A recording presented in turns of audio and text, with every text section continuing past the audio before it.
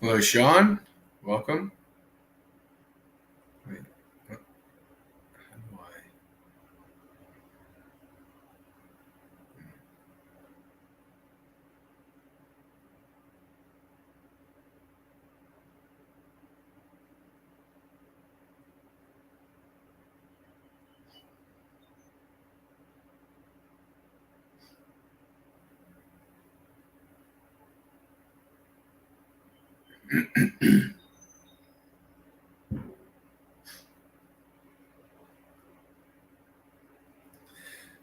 Hello, Vivian. Welcome. So we'll just give it some time for people to show up. How's my audio? This is the first time I'm using my laptop audio. I usually always have some kind of fancy mic.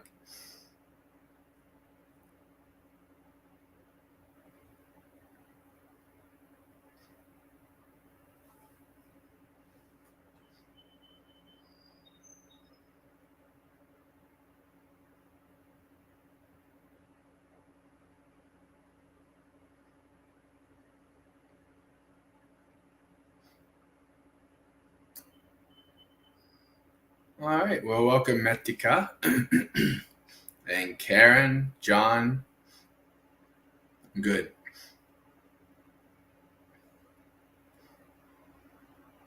Hello, Steve.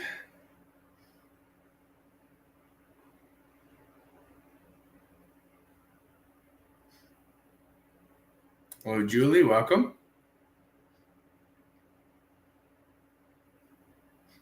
Matthias, welcome. Okay, very good. I think we can start with the chant. This is going to be interesting to see. My throat is quite wrecked right now, and I haven't chanted today. So let's see how this will go. All right.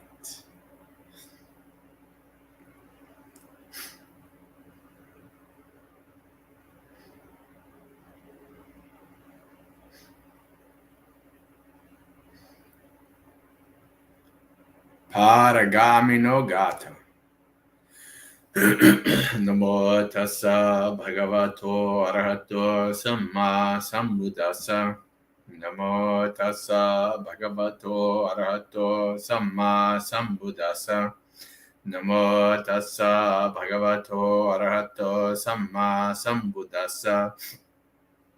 Apakatame manusesu ye jana parigamino attayang itara pajjati rameva nudavati ye chako sammadakkhate dhamme dhamma nuvattino te jana paramesanti macchudeyang suduttarang kanhang dhammang viphaya sukhang bhaveta pandito oka anokanga gamma viveke yattaduramam tatra birata mecheya hitva kameya chintayo akinchano pariyodapeya attanang chittakele si pandito ye sang sambodhi angesu sammachittang subhavitang adana patinisagye anupadaya yerata kina sava juttimanto te loke perinibbuta. Those who cross over. There are few among humans who go to the further shore. The rest of them run about here on this shore. But those well established in Dhamma, those who practice the Dhamma, are among those who will cross over beyond the realm of death so difficult to escape. Abandoning the way of darkness, cultivating the bright, the wise go from home to homelessness, which for others is hard to enjoy. desiring that rare delight, renouncing pleasure, owning nothing of defilements of the mind. The wise person should cleanse himself. Those whose minds are well established in the factors of enlightenment relinquish attachments and delight not in clinging. They, untainted and radiant in this very world, attain Nibbana. Sadhu, sadhu, sadhu. All right.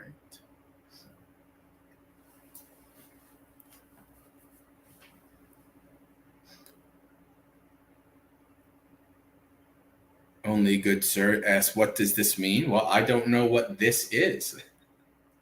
What is this?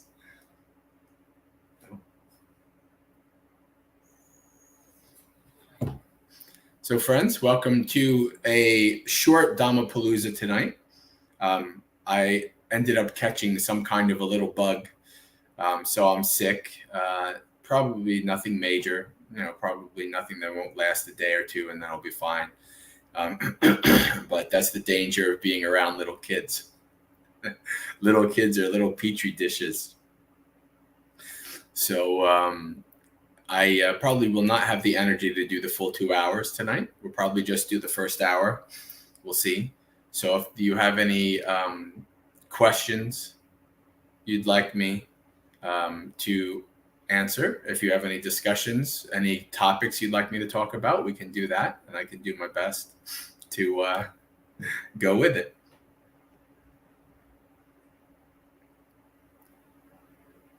What you was reading. Oh, it's about crossing the further shore, becoming awakened, and how very few people cross the shore because it's not easy. It's quite hard to do.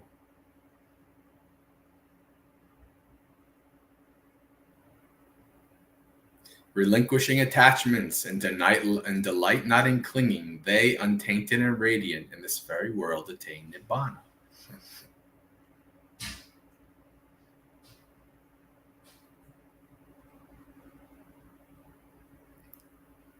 Jay Collins, where are you, Bante? Looks like out of Empty Cloud. Yes, I'm not in Empty Cloud. I'm visiting family for the week before Vasa starts.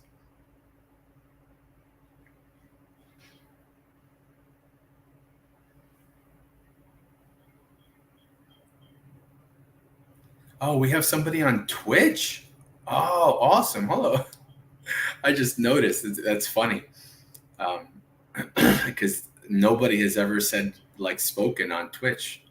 I don't know if all of you can see it, but I can in my little HQ. Very good.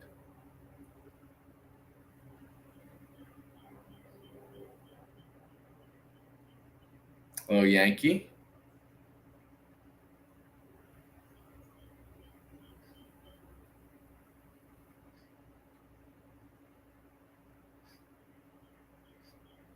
Yes, I am streaming to YouTube, Facebook, and Twitch.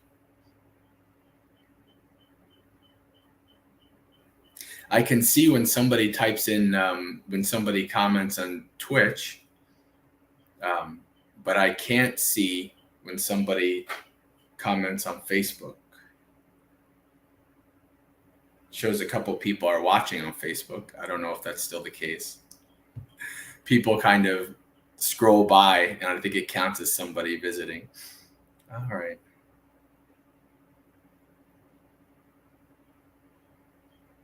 Hello, Visaka. Welcome.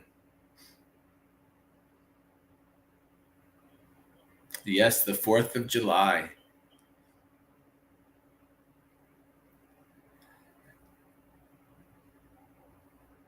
All right.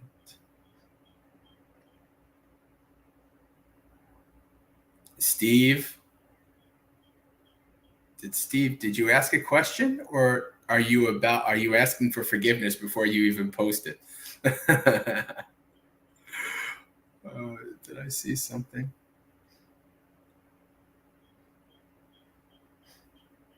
Or maybe you're coming up with the question. Well, we will.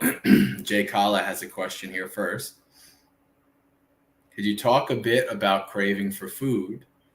I almost broke and had strong urges to snack today. made it through though?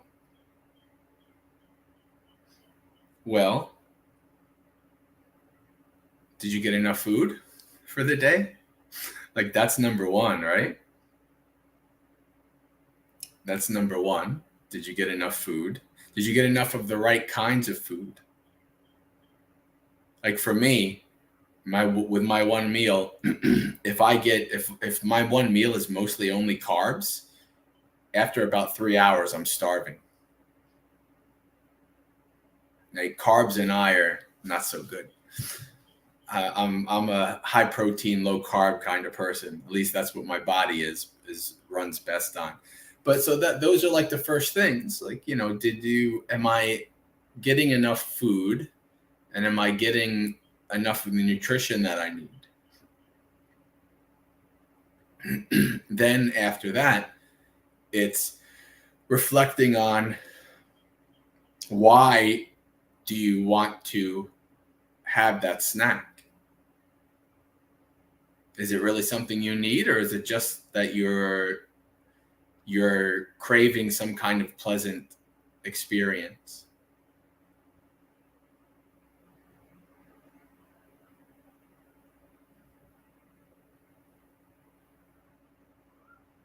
The pleasant experience of food goes so quick. It's just like, you start chewing and within 10 seconds, it's gone.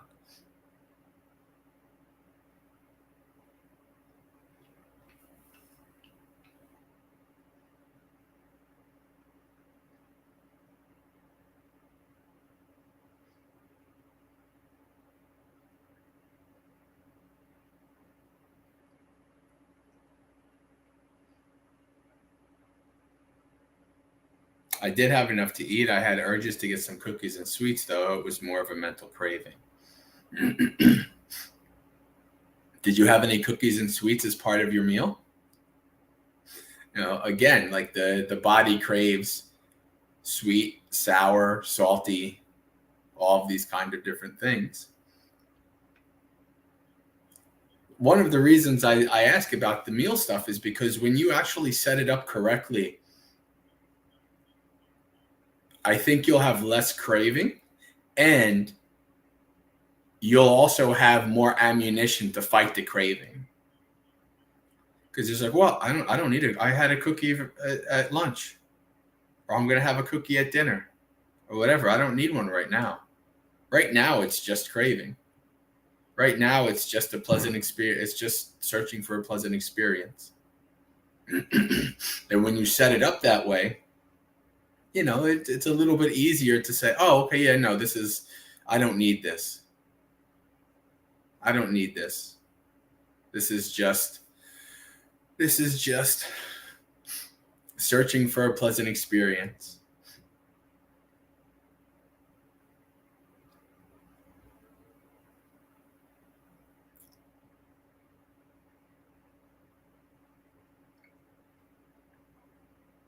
You need to, willpower is almost useless. Willpower has its uses as like in the military, they would call it a surgical instrument, right? Like you use where they have like those like missiles that can go fly through a window or whatever, right? Like willpower is like a surgical instrument. A time, okay, I'm going to be weak here, so let me use my willpower here. And then hopefully I will have achieved my goal before my willpower runs out, because it will. Even like the strongest, whatever, toughest special forces dudes, all these dudes that we think of like have the strongest willpower. It is something that you can be trained. It is something that can be developed, I'm sure. But even to a certain point, willpower breaks. Willpower falls. What's needed is wisdom and insight. Wisdom and insight does not run out. It's not like a gauge that starts to fall down as you're trying to use it. No. right? Wisdom and empower, wisdom and insight can allow, you don't have to use willpower. And if you do have to use willpower, then at the very least, you're going to be able to know when and how to use it, like when it will be the most useful.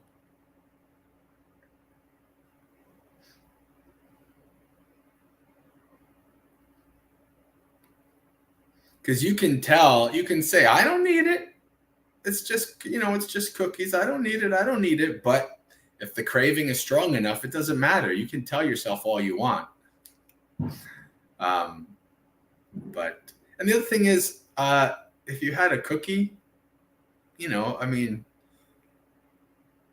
have compassion for yourself. It's like, having a cookie is not the worst thing.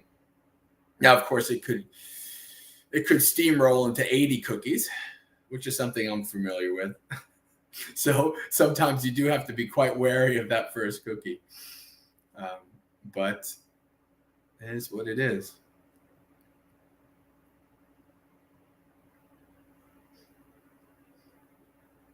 Fourth of July. This is a very good day to talk about the concept of freedom.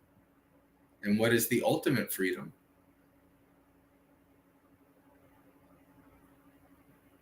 Well, we did it. The chanting that we started out with points to the ultimate freedom. Can you explain in a nutshell how Theravada and Mahayana differ? Where does Vajrayana fit? Depending on, so Mahayana is an umbrella term. It means there's lots of different things in there. So there's like Chant, which is closer to Theravada in some aspects, especially monastic wise. Then you have things like Pure Land, which is way off the rails from Theravada. It's just quite different. So there's,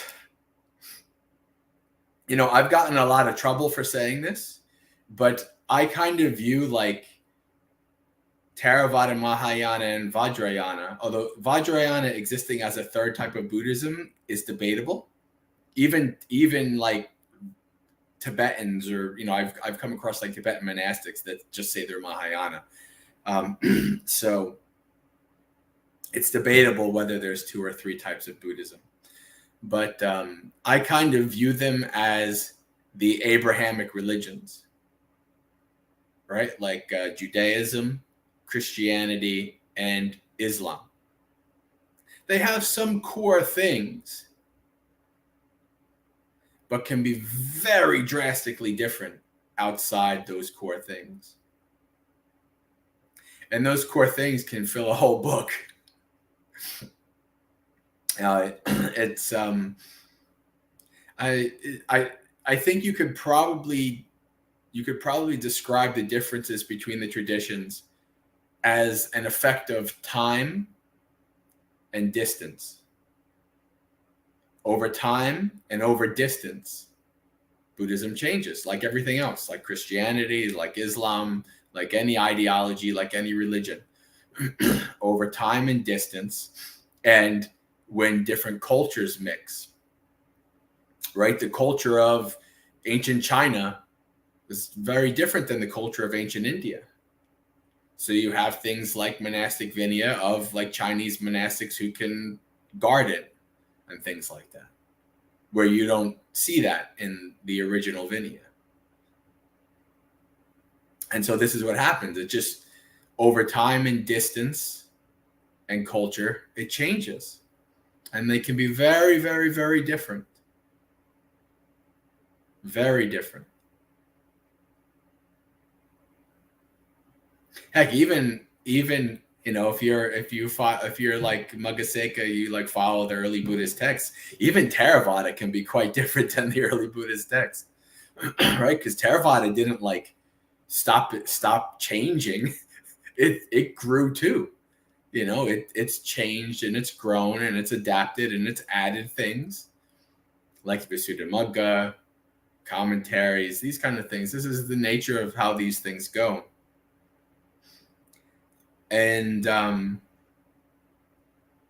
so I hesitate to kind of make broad statements like Mahayana only believes this, Theravada only believes that, because you do see some interesting connections. You do see some interesting things,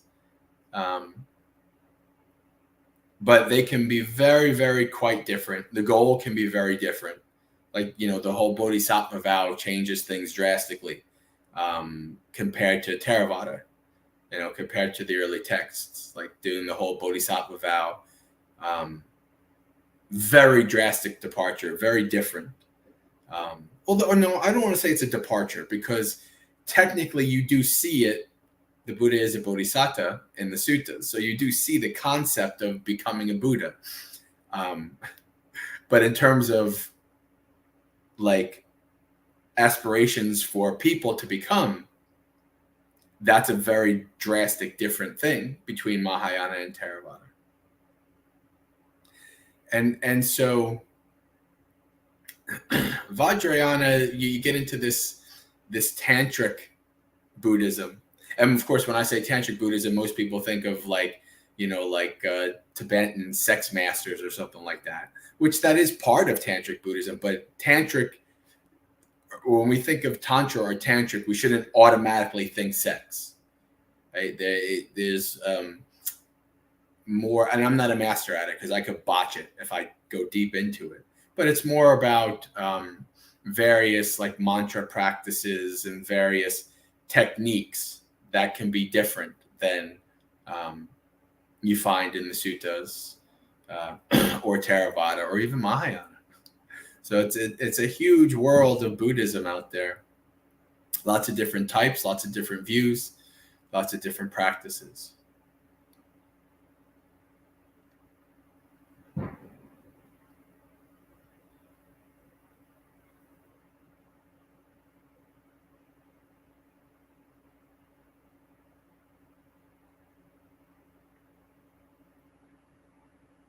Cindy says something that I used to think a lot. I think Tibetans have much more ceremony stuff. Yes and no. I think that might be the Tantra aspect of things, but there's plenty of ceremony in the Mahayana and in the Theravada.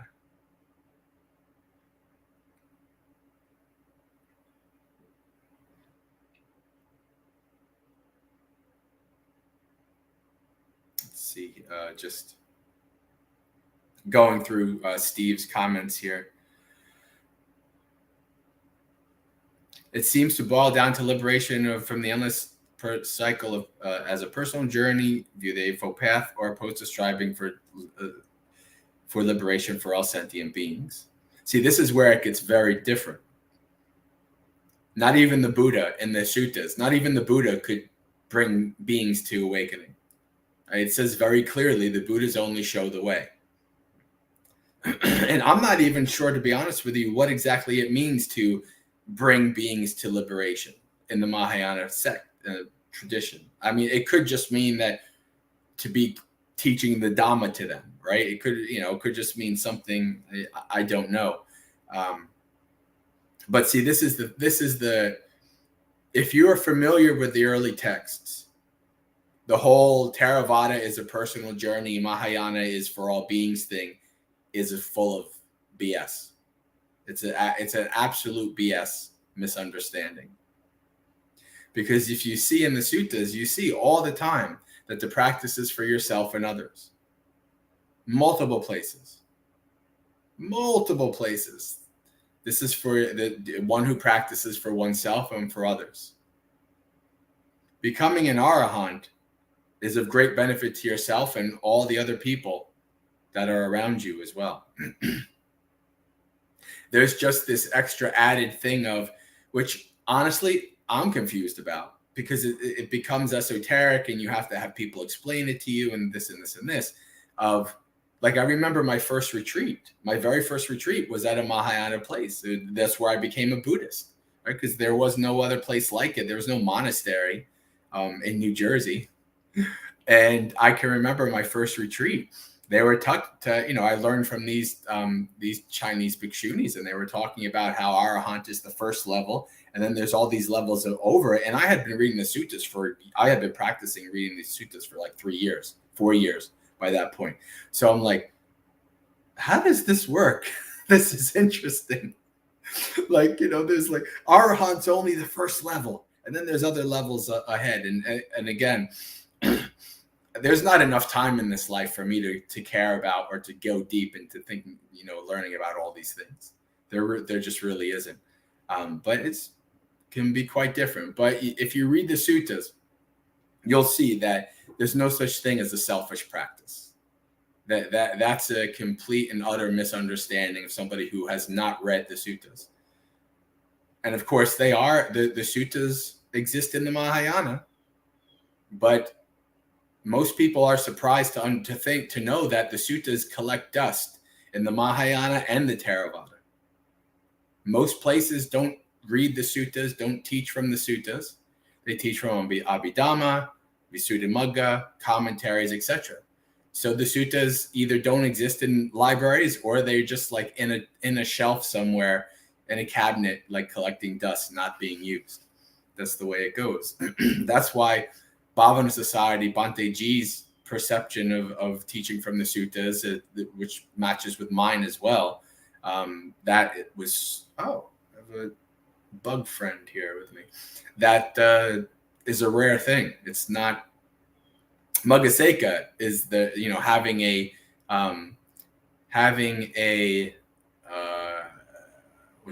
mission statement about the early Buddhist texts. As far as I know, that doesn't exist anywhere else. There's no organization that seeks to propagate the teachings of the suttas in the early texts. It's always about some teacher or some, lineage, some tradition. All right.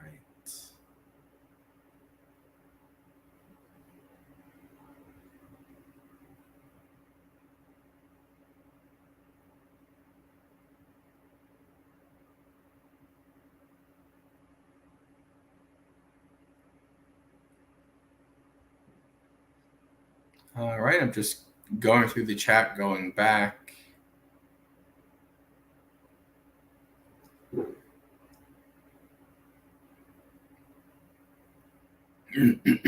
John had a question here.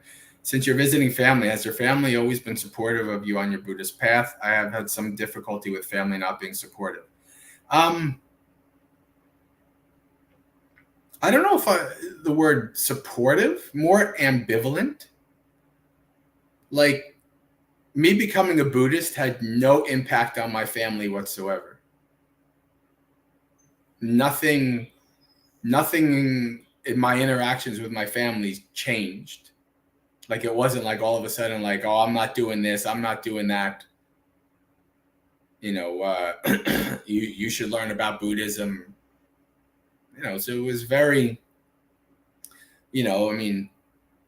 all the things that I did with my family, I still did. Nothing changed in that regard. And I think that also kind of helped. Like, if I went all kind of weird and culty, then maybe that would have been like, well, what's going on with this guy? What has he fallen into some kind of cult? But no. Yeah, so no, it wasn't really, it really wasn't a thing one way or the other that my family really thought about, as far as I can tell. Because again, it didn't really impact our, even my sister and I lived together for 9 years, and I helped raise my nephew from the time he was 1 to the time he was 10. Like, I wasn't like trying to teach him Buddhism, make him read the suttas and things like that. Like, I would, he knew I meditated, and I would give him little tips to like help him work with his anger and things like that. But I was never like, I never tried to. Nothing I ever did threatened how my family would feel about me being a Buddhist.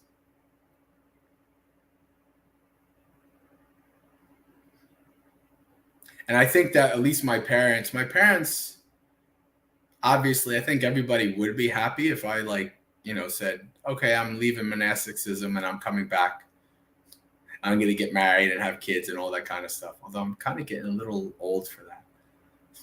At least me anyway, 44. But, obviously they would like that. But as far as I know, they're happy that I'm doing, that I'm happy. They're happy that I'm doing something I love and helping people and all that kind of stuff. All right. How about spices? I'm not a spices person. Not really. The more, honestly, for me, the more bland the food, the better. If it's really bad, if it's really dry, I can put some salt and pepper and some oil vinegar on it. Something very basic, but I'm not really much of a spices person. Because a lot of times, not necessarily, I think I'm allergic to some South Indian, Sri Lankan spice. It's been hard to find out what, but some spices, and again, this is a spice as opposed to this is spicy, right? Because there's lots of spices that aren't hot, right? So some spices don't really go down well with my Western, Italian stomach. I didn't really grow up with lots of spices and things like that.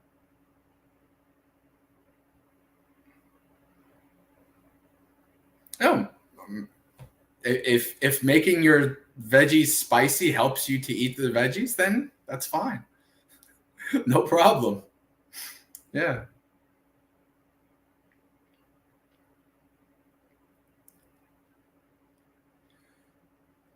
Steve says, Theravada calls to me strongly. I wonder why. Karma? Who knows? Maybe you were, connected in some way to Theravada in a past life. Or maybe your perception of what Theravada is fits more with your worldview of what you think it should be.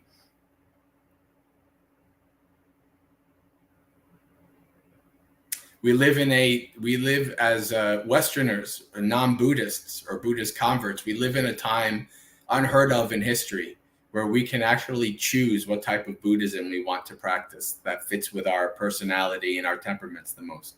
That's an unheard of thing. Absolutely unheard of. So we're quite lucky in that regard.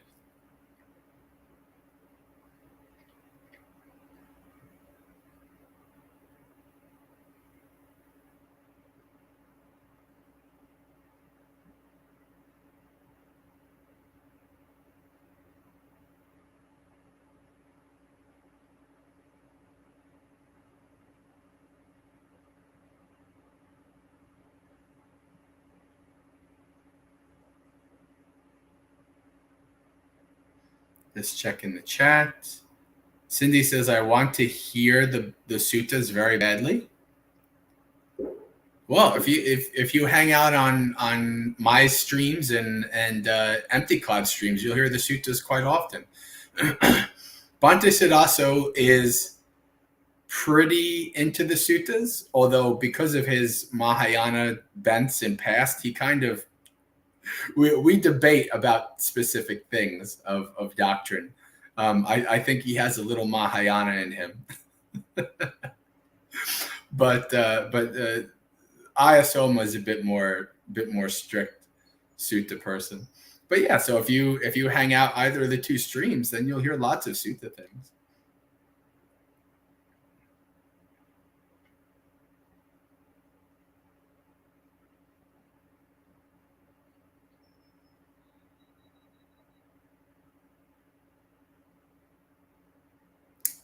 Metika has a question, but I'm just going to do this one real quick. Hello, Abby. Welcome. Have you seen Hillside Hermitage? Yes, of course. As a matter of fact, I know two former bhikkhus who lived there for 2 years. So I know all about Hillside Hermitage and Bhante Nyanamoli. They are extremely focused on the early suttas and very non-traditional. I like Bhante Nyanamoli because he does.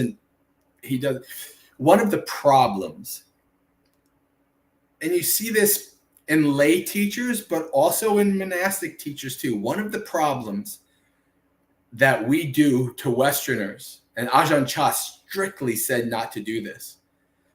One of the problems that people do is try to sugarcoat things, or to kind of like change things around, or kind of, make justifications here and there about things that are pretty straightforward and pretty,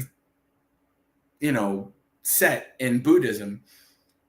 And I don't do that. I don't believe that's right. I do not believe that's right to do that. I think that people deserve to hear what is the teaching.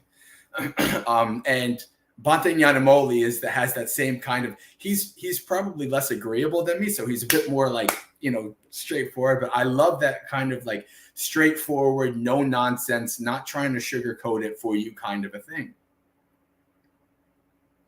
And I think that's important. I really do.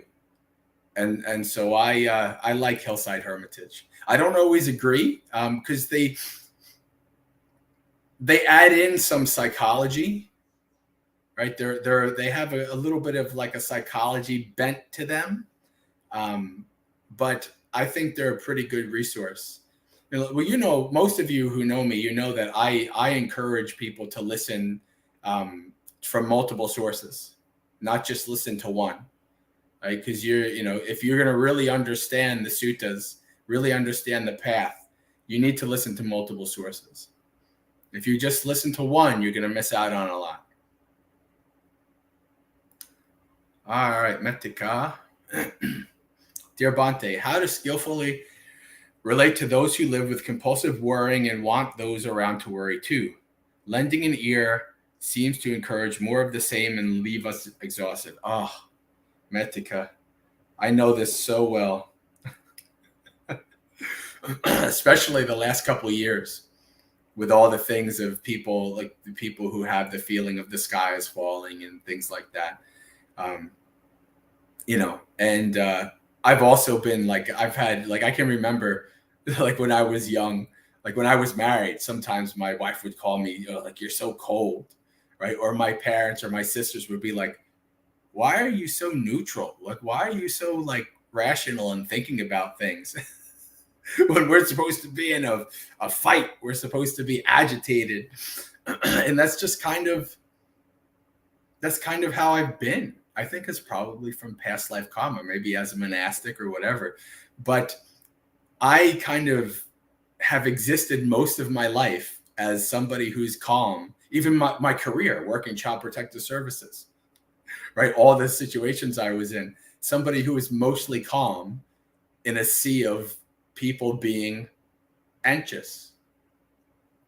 And it's a hard thing to do. Like, one of the things to understand is that there's some psychological tendencies there.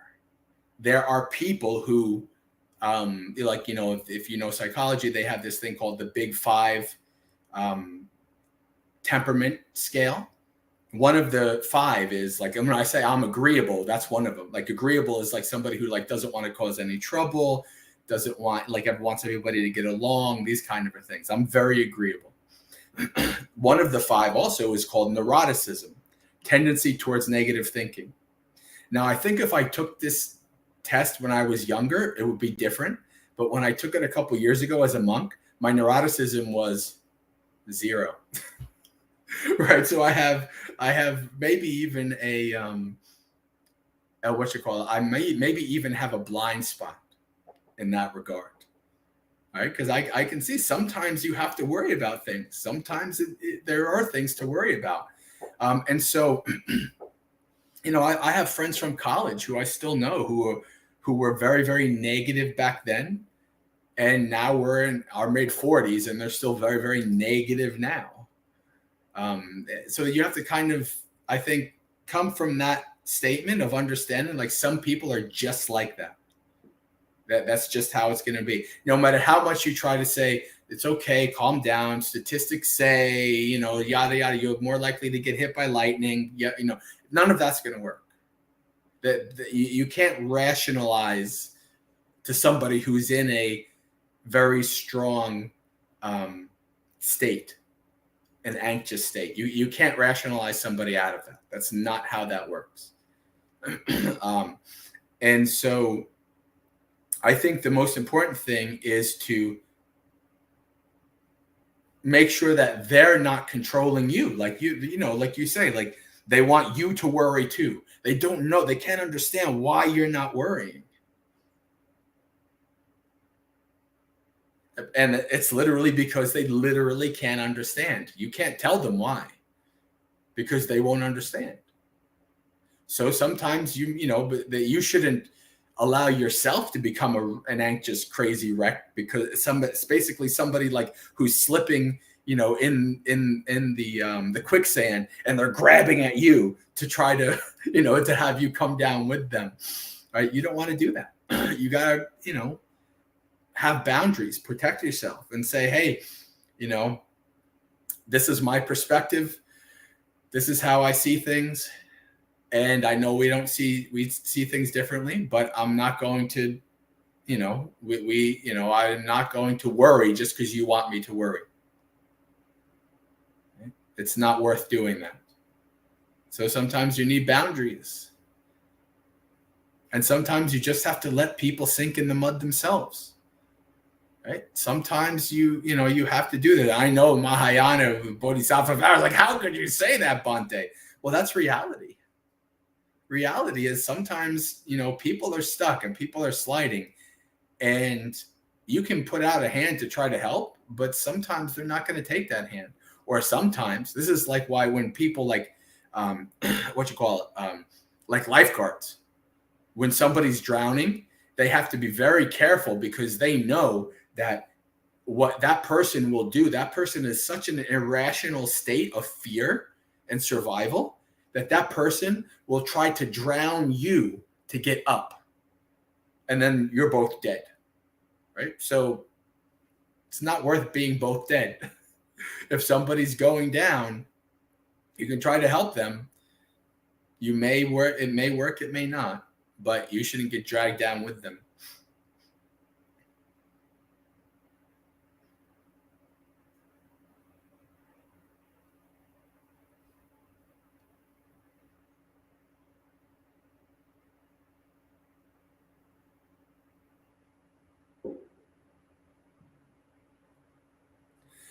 Abby has a question. I lost my baby boy, Ryder, at 17 weeks gestation. I showed my 4-year-old daughter a picture of the ultrasound, and she kept telling me it was her. Her words were, "Mommy, that's me."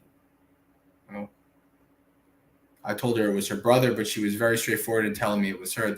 These days, she still talks to Ryder and tells him about this, about him. Could this... Are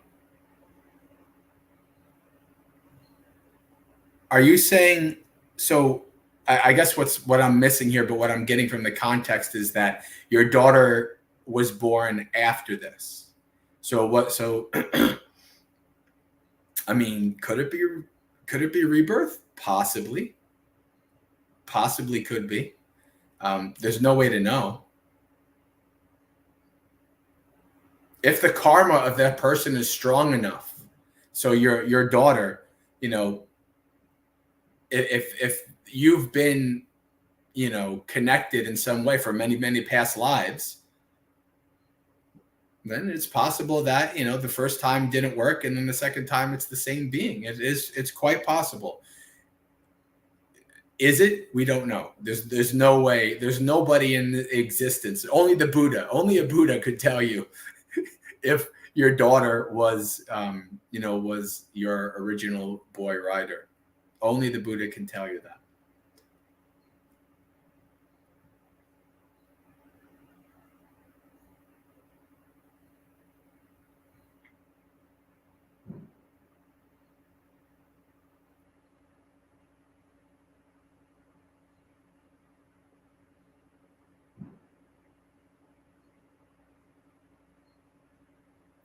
It's quite funny. I was talking to my sister, my little niece, who's 2.5 years old, reminds me a lot of my third grandmother.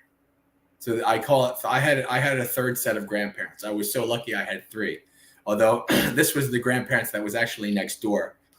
My one set of grandparents moved across the country, and the other one was about an hour away. But my third set of grandparents, who were not blood, but they basically were like the mentors for my parents. And like my third grandfather was the one who taught me to ride a bike. My dad was working, right? So so they're very, very close.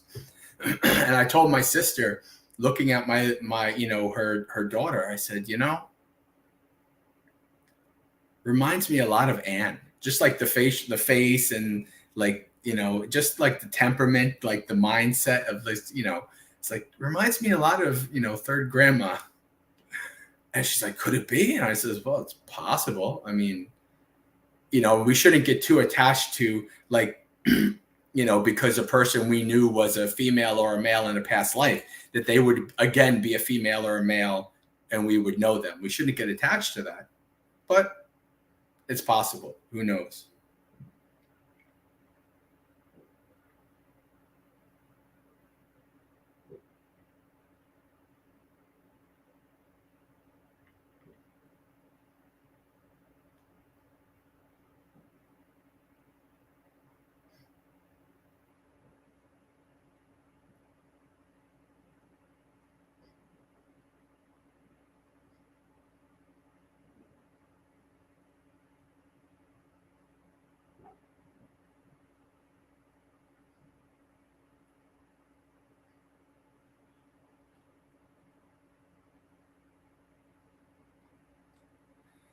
All right. So I see we've come to the end of the chat.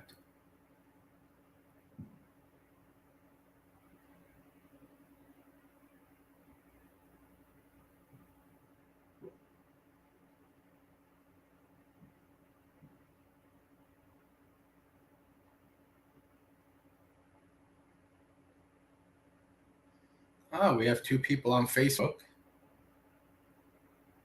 This is Anne and Dominic. I think we will end in about 10 minutes, though.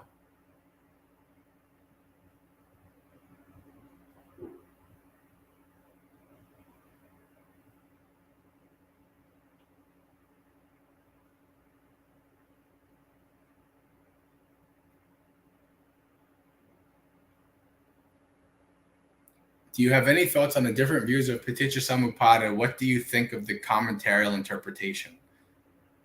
I don't know if I know it. It depends on what you mean. Is it the three life setup? I don't have a strong leaning towards any specific interpretation of Paticca, to be honest with you. I mostly have been developing my understanding of Paticca through my own practice and study of the suttas, and hearing what different teachers also, when they talk about my understanding of it, pretty well matches up with Bhante Sujato and Ajahn Brahmali. They have a really cool like 10 or 12 series of Paticca. If you Google it, if you go on YouTube and find it, they go like Paticca in the suttas, and they go through in detail all kinds of things. It's really cool. Well, I don't necessarily think we need to make it a 3-life one. This is why I've never attached to that. It's like, well, I mean, it's the cycle of being reborn one way or the other. Does it really matter? I think it only matters the 3-life when you try to get into Abhidhamma, because Abhidhamma would worry about like, well, this is specific one means this specific, and so yeah. And I don't know, if I had a clearer mind, I might be able to answer that question better. But yeah, I honestly don't have a clear a clear, thought towards one way or the other, like this is better than this, or this is more important than this, or this is more right than that.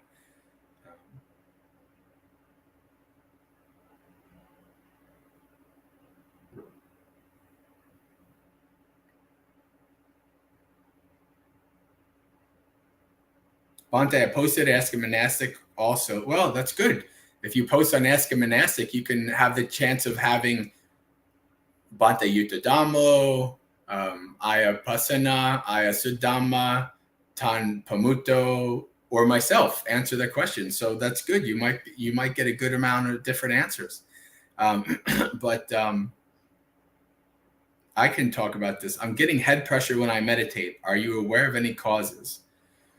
Well, you have to know, like, where is it?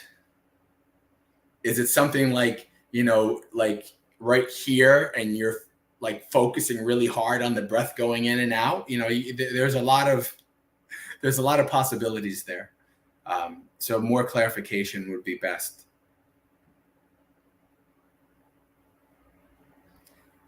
I would say in general, it probably is related to trying something too hard. Could be wrong. Need more clarification.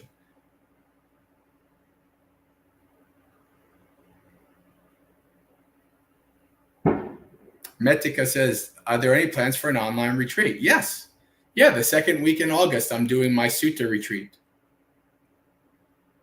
Second week in August. I haven't, if you go on my website and you click on the, put your email in, and then you'll get notified whenever I make announcements, probably in the next week or so.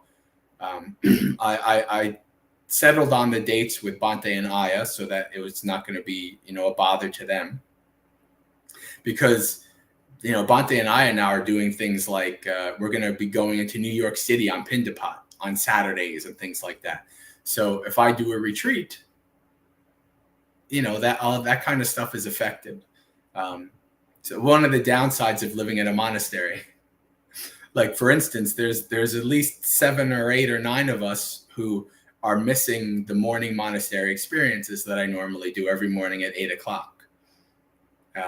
But at the monastery, I can't do that because I have to follow the monastery's rules and schedule and all that. But yes, it's going to be August 13, 14, I believe. So if you want to set your weekend up for that. And so this is going to be like a regular retreat in terms of there will be meditation and things like that.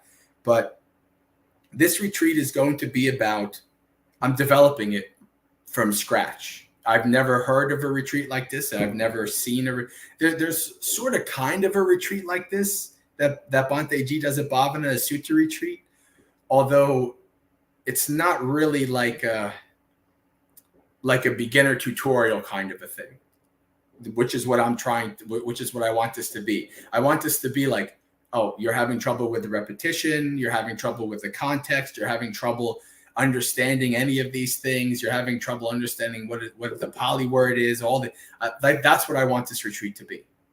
Like a kind of getting comfortable with the suttas, understanding the context, the purpose, and the point of the suttas 101. That's what this retreat is going to be. So if you're interested in that, then keep an eye out for the August 13th, 14th. If I'm alive and you're alive, then we'll come together on Zoom and we can retreat. Now, the problem is it's going to be a weird time for you.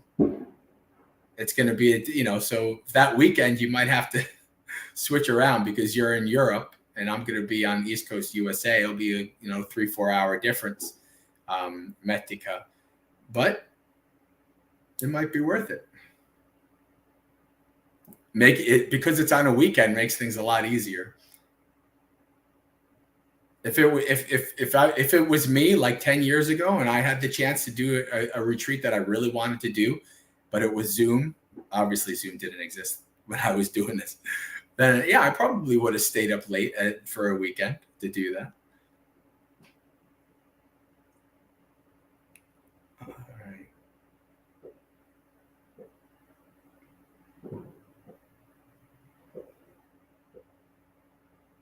Osmantus, welcome, yes.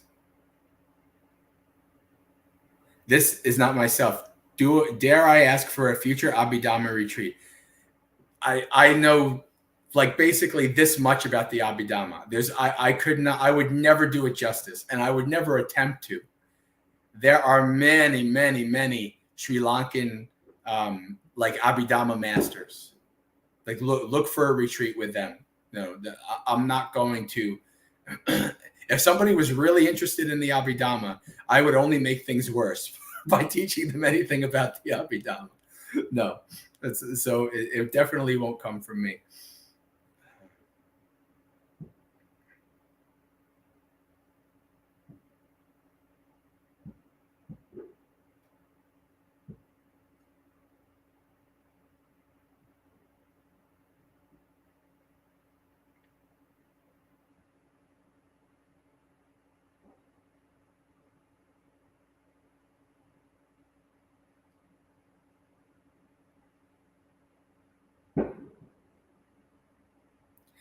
Cindy, the link doesn't exist yet. The link does not exist yet. Here, if you go to mugaseka.org, there you go. Go to that website, put your email in the top right. So it'll be here, right? Top right for you.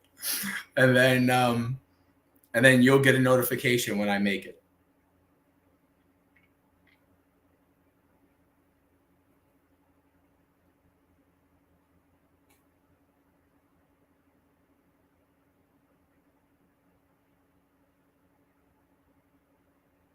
All right. So we have a couple of minutes left. Of course, the day that I'm sick and I'm going to cut Dhammapalooza off, we have 20 people and we have multiple people on every stream. This is the first time since I did multi-stream that we've done that.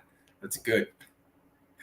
But since I'm sick and I'm not doing too well, and I already kind of, let's see. Dominic has a comment here. Nice to see you. I will be tuning in more often to learn and benefit from the videos. All right. Cool. That's great. That's why I have it. Oh, 4th of July. Fireworks. All right, friends. Yeah, I think I'm going to call it. So tune in next Monday. Next Monday, we'll do it again. Until next time, Sukhi Hotu, may you be happy. Practice well and be well. This is the ending of my Dhammapalooza, fireworks.